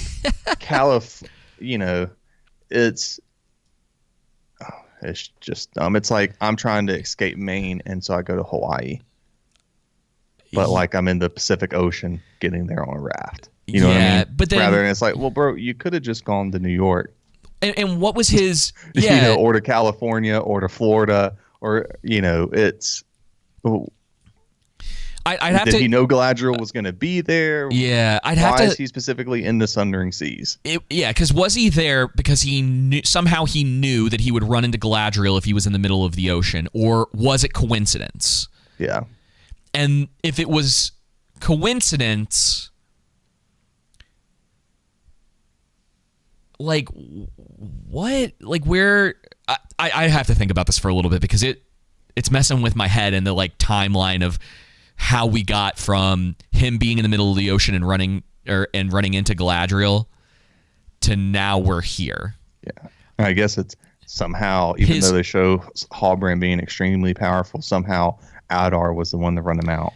And there almost would have made more sense if like he was seeking her out. And so you would have to get rid of the whole ocean scene because it's such a coincidence that they just ran into it. That's not how you should set up a character who is intentionally seeking out another character. Yeah. You know what I mean? There's got to be a better way. And you would have to get rid of the whole her going to the Undying Lands thing. You almost would have had to get to a point where Galadriel's on this hunt. She gets up to the north. Some sort of incident happens and she loses everyone in her party. She's as low as she can get. Maybe she runs away. I don't know. But then you have Halbrand kind of show up, and it turns out that he was seeking her out the whole time because Sauron was looking for a queen. Yeah. If that's the route you want to go. If that's the route you want to go. But it's just... Even though... I'm exhausted thinking about this. And Elrond and Gil-galad are all the ones in the books suspicious immediately of Sauron's fake disguise, right? Yeah. Whereas now it's just, they're all idiots. It's just stupid. And I'm sure what they'll do is they'll probably bring Anatar into the next season. Like they'll do this again to where Sauron deceives them and, but doesn't deceive Galadriel and Elrond and Gil-galad, but deceives Celebrimbor by his, Maiar-like anesthetic. I guess. Because he's back in Mordor now, so he's not even... talking about later on in the season, they'll probably, because, he's the one that convinces Celebrimbor to make all the rings, with exception, again, the 3 elven rings were made in secret. Yeah, so maybe they'll do the whole disguise thing and he'll turn into someone else. Yeah. It's goofy, dude. I don't know. You'd think that they would be on guard after something like that, and any random individual who shows up that they don't know, they're like, well, we're not bringing you into our inner circle. It's dumb. They have written themselves into a hole. So it's interesting because he says, so you convinced Muriel to save the men of Middle Earth. You convinced her I wanted to remain in Numenor. It's like, no, dude, you said you wanted to stay there. Yeah. There was no convincing with that. It's so funny, too. I'm sorry.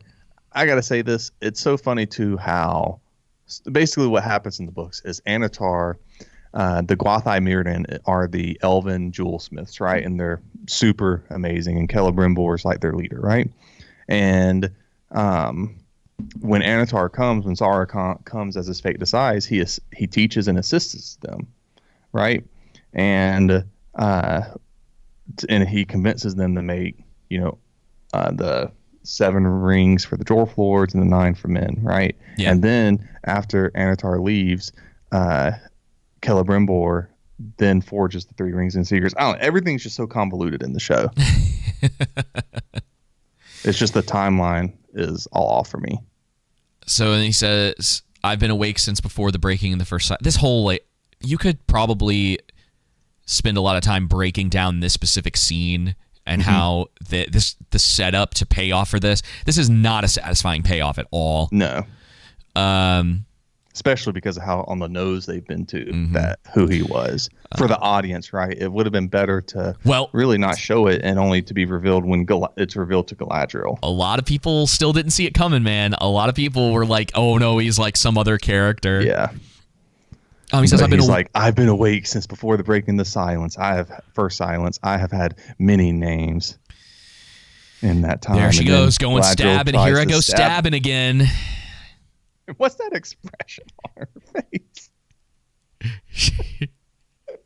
I'm sorry, but man, some of the expressions she makes in this show cracks me up. And she comes back here, I guess, because Sauron's taunting her. He's using his magic. Yeah.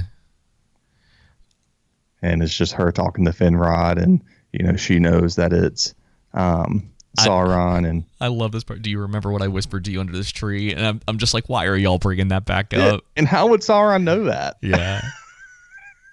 He can read minds, I guess. Impersonating Finrod, you know what I mean?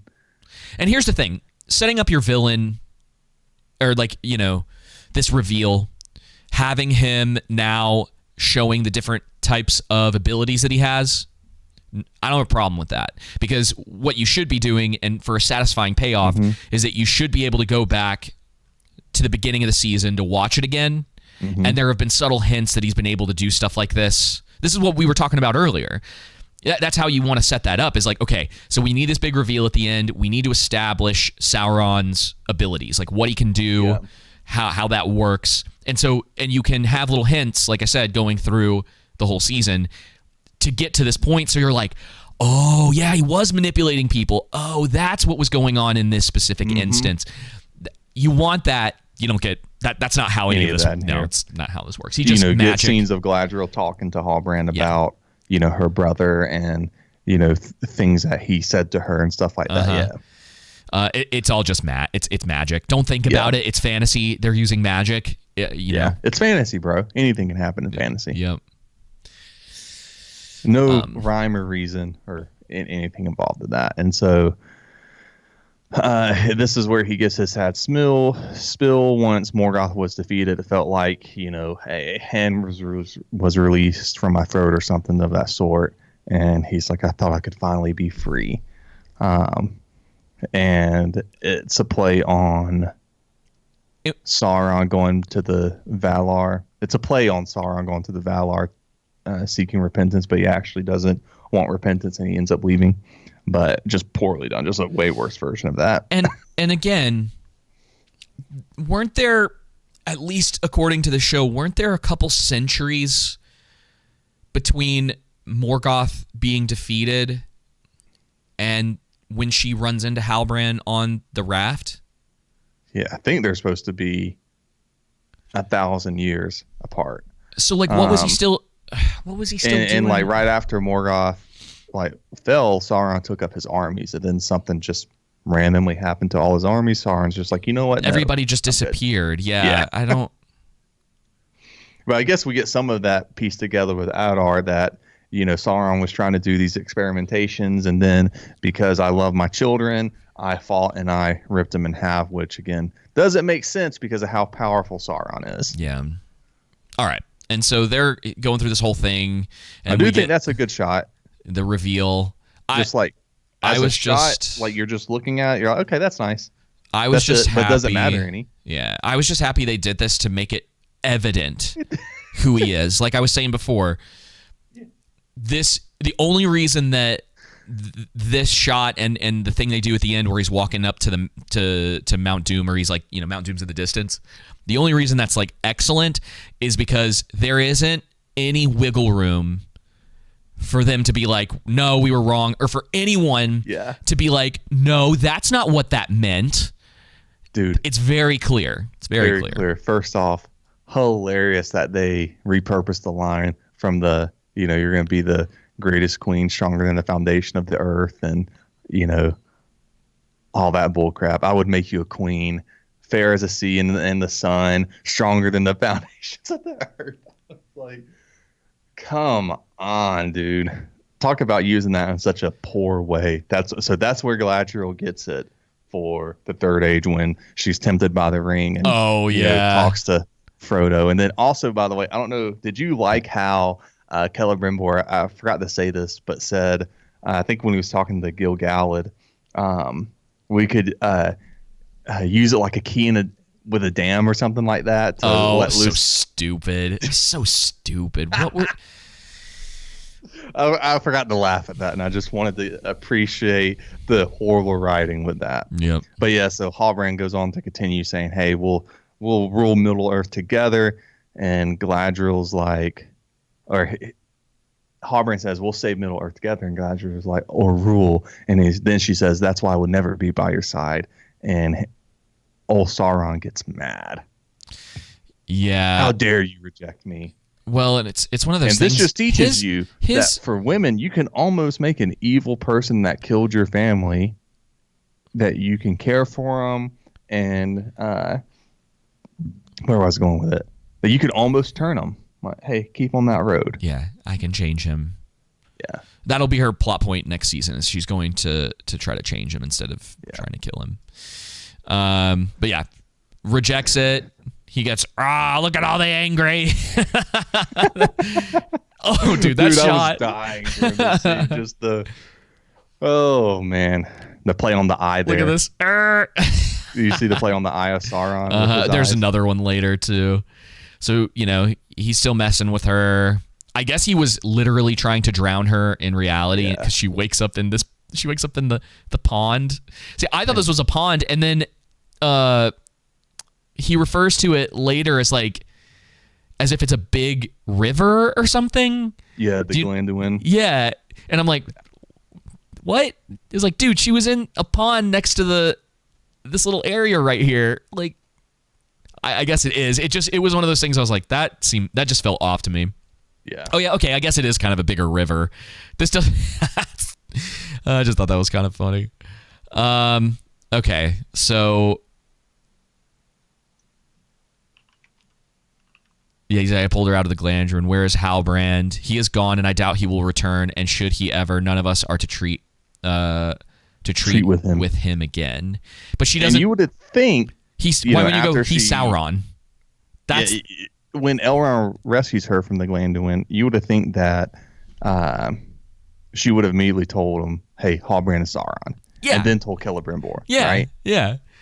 That makes sense. Dude, it's that dagger all over again, where it's like, it's not relevant until it needs to be relevant. They happen to forget what it would be like to have a normal conversation with someone where, hey, so Halbrand just seemingly tried to drown me. He's Sauron, Yep. Our greatest threat. They all would have been like, that. Don't worry, Galadriel. Whereas she just says, no, I just need you to trust me. Just don't interact with him again. That's what made me think, oh, okay, they're going to set up for, him to come back as Anatar in the second season and stuff. And he'll another mystery. And Galadriel's the one that comes up with Macon 3, not Celebrimbor. Uh-huh. One will always corrupt, two will divide, but with three there is balance. That intersexual ideology. Why? Okay, and there's also this thing. One will always corrupt, two will divide, but three there is balance. Why is three? Why is three balanced? Oh, I guess if I was being generous, is because if one person has power, then obviously that's corruption. Sure. If there's only two, then that makes the divide of two people fighting. If there's three, then two can team up and kill the one. That's still being divided. Yeah, it don't make a lot of sense. Must be for elves alone, untouched by hands. Gladriel, I have determined that the purity of the lesser ores in the alloy is crucial. We need gold and silver of the most exquisite quality. I need gold and silver from Valinor. And with true creation requires sacrifice. The stupid dagger, dude. They couldn't have just let her hand him over the dagger and let the audience understand, hey, true creation requires sacrifice. Here's the thing. We need them to tell us. They can go to and from Valinor still at this point, right? They're supposed to be able to, at least. Well, they can't go to and from. Once you go, you never come back. But I thought there was a time period in which they were still able to do that. Is that only in the first age? I mean, I don't know. Technically, in the first age, you're not supposed to. Okay, and be able to go to and fro. I guess they have explained. I thought in this show, because they have the portal. The portal opens up, but it doesn't make a lot of sense. I could be wrong on that, but no. As far as in the books, no. Once you leave Valinor and you come back, then that's it. You can't leave again. So it's still sort of odd, though. It's like, they don't have any other gold or silver from Valinor at all? Just the dagger. They're the master craftsmen. This is what I'm talking about. It's like, it's just convenient that, and it turns this into kind of like a little bit of a MacGuffin where it's like this specific, it's the item that needs to be had in order for the rings to be made. And I'm just, okay. Whatever. Can we just? I want to skip. I want to skip through this, dude. We'll just say, hey, I just want to point out, we know this is again officially Gandalf because he says, always follow your nose, and which is funny. That's how you know they don't know Tolkien, because Tolkien didn't write that. Peter Jackson did, and they said they wanted to make this separate from the movies. Of course they did. Also, he is talking like a completely normal person now. He's having conversations. He knows that he's like, quote unquote, a wizard. The crazy, and that he has to go to Rune because the evil wizard ladies told him, and he, knew they were telling the truth about that. They put Sadoc's mistress in charge. Why now her? It's a matriarchy. Yeah, why her of everyone? Like, why? If you're gonna do that, why not make it Nori's mother? Why don't you get someone whose intention is not to potentially murder people who were having trouble along the way, and who tried to do some good and stuff like that? Who's shown some good leadership qualities. Yeah, she seems to love her family. Can skip all them leaving. It takes them like 100 years. Oh my gosh. It takes them an hour to get out of saying goodbye. About right here is where I fell asleep for about 5 minutes. Yeah. Somewhere in this send-off to after the rings were made. And I finished the episode and was like, I'll go back and look and see what I missed later. I don't even care. Dude, and she has to go on a journey adventure because before a man did it, a woman did it first. It's like, again, so poorly done, man. It's odd and that it's her very friend clear, didn't come with this her. was made from a specific ideology rather than just trying to be faithful to what Tolkien wrote. And this whole Harfoot storyline doesn't work because they're not integral to the Tolkien. Did not make them integral to the plot. Nori going or staying makes no difference. Yep. I guess they're going to have her do something at some point that's like, we'll see, this wouldn't have happened without her. It's like, all right. Well, I think this is just, you remember Bilbo going on a journey. You remember Frodo and Sam going on a journey. Well, this is a female hobbit going on a journey now. Like, it's just okay. Like, this is the nose part, right? Where it says, when in doubt, Eleanor Brandyfoot. Always follow your nose. That's from Peter Jackson, you morons. I mean, we knew from the beginning who he was, but yeah. And Gandalf's origin story was him coming to the Grey Havens, by the way, and Círdan the shipwright giving him the Ring of Fire. And so that'll happen next. He found the hobbits during a snowy winter. Yeah. who were helping each other, and he saw their compassion and love, and that's how he was able to, you know, you just saw them and knew, hey, they'll be useful down the line. Well, Kierden, that's a very simplistic way to say it. Yeah, Kierden will be in the next season, so we'll probably get some sort of like bastardized version of that. Yeah. Okay, so they melt the dagger to make these rings. You know, it goes in. Everyone's, you know, they have to make it uber dramatic. You know what would have been kind of interesting? What's that?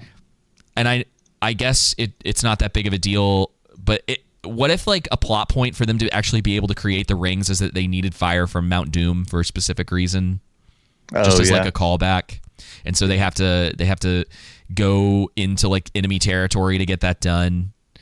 I'm just spitballing at this point. Out. Yeah. Anyway, so this happens, you know, blah, blah. Yeah. It goes down this little spinny thing because, you know, has to be eccentric. Don't have a problem with it, but you know, they then make Villa, Narya, and Ninya the 3 elven rings. She left this in the water. Yeah. And he finds it, and now all of a sudden he knows. And we don't get anything else about that. It's not something. Nope. It won't matter. He just decides not to say anything. Just the scenes of them making the 3 rings. Something that's integral to the Second Age. You got to think, this is extremely important plot point in the Second Age. One of the most important ones, right? And they just give it like 20 minutes in the last episode. And these rings look like crap. Yep. Still, I just think it's hilarious that no plot point, no time, nothing given to this plot point. They also do this shot. They also do the shot with the rings twice. Yeah, right. It's basically a shot, reverse shot. So, and then of course, like they have to tie this in. You get the eye. Yeah. Golly.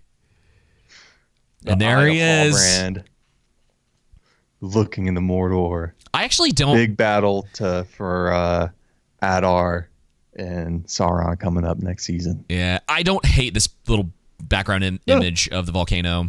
I don't hate it. Looks like Mount Doom. Be pretty hard to mess that up. Yeah, make a fiery mountain. Oh, and then we get the song at the end. Oh my god. It was so bad. Pop. I stopped recording and turned it off immediately. I was like, I don't even want to listen to this. Apparently the credits for this are like 14 minutes. It's like somewhere between 14 minutes and 17 minutes long too. Yeah. It's pretty crazy. Puff add that plot point. I do want to say this. I find it funny that one of the producers for The War of the Rohirrim criticized the show. They said, don't expect answers that make any sense or derive from Tolkien. Why make a show that's first and foremost going to appeal to Tolkien fans, only to crap all over the world, characters, and a story that made us all fall in love with Middle-earth to begin with? I sure couldn't tell you. Well, we're going to have to talk about that Breaking Bad comparison on the Monday stream. Yeah. Yeah, we're gonna still have some content to talk about, I think, for a little while as far as that's concerned. But I'm gonna be honest, I'm so happy we're done, dude.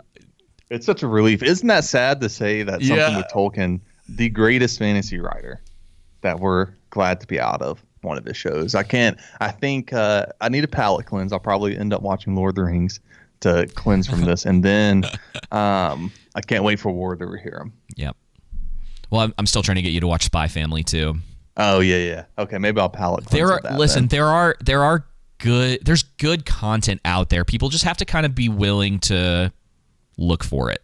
Yeah. You know what I mean? Unfortunately, that's the case now. It's like your mainstream, the stuff that people are buying rights for coming from superheroes, a lot of fantasy now. It's terrible. They don't know what they're doing generally, and you if you want something original, you gotta go to these other places, even if it's not the best stuff. I mean, a lot of people really like RRR. People are starting to push more into kind of like the anime realm or certain like animated style things, or people are looking into more like indie productions and stuff that's a little more lower budget, because you can find good stories, you can find good character writing. All these big budget shows, they're wasting money. I mean, they are flushing money down the drain with this stuff. This is going to be another one too. It's unreal. But it's over. Nearly $800 million spent on this. we got crap. Yeah, House of the Dragon's got 2 more episodes left, and then I'll be going back through that again. And that's it, man. Wow. Yeah. All right. Well, thank you guys for listening. If you've made it this far, don't forget to like and subscribe. Also, check out the link to our direct.me that'll be in the notes for the video. You can donate there. We'll go, we do live streams on Monday nights. There's all sorts of stuff that if you guys want more content, feel free to go and find it in those places. We live stream every Monday at 6:30 Eastern. If everything works out correctly, we're trying to make that as consistent as possible, but obviously things get in the way sometimes. Well, until our next review, whatever that happens to be. I mean, House of the Dragon will come out on Tuesday, the review for that, if you don't watch the live stream. And hopefully we're going to be getting into some like movies and stuff and actually talk about things that we like. We do like, yeah. House of the Dragon we like, and that we've been doing that for almost as long, really longer than we've been doing Rings of Power. But, we'll be getting into some old school stuff and, as the Lord of the Rings stuff starts to wind down. But, man, I don't know if there's any information. Maybe we'll have to review Lord of the Rings and then review The Hobbit. Oh, no. You're right. We could do that with some other people. We could bring some people in and do like a big panel type thing. I think that'd be fun. Yeah. All right. Well, until next time, y'all, take it easy. Have a good one.